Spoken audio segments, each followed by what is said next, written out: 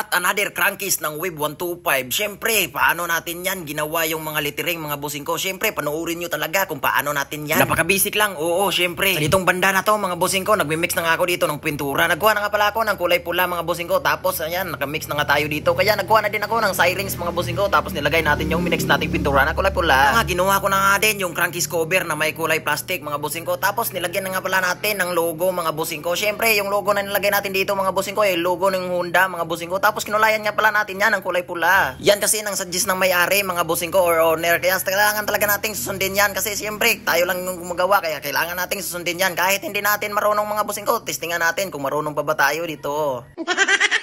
Matagal na rin kasi akong hindi naka-jackal ay naka-littering mga bossing ko. Kaya ito, panoorin nyo.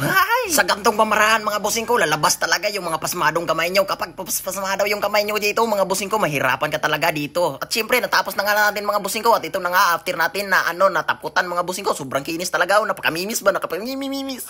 Anak man na, kung napansin nyo mga bossing ko, kita talaga yung mga dagom sa langit dito mga bossing ko ba? Sa sobrang kintab niya mga bossing ko ba? Sana magugustuhan talaga to ng may-ari mga bossing ko. Love you, mama.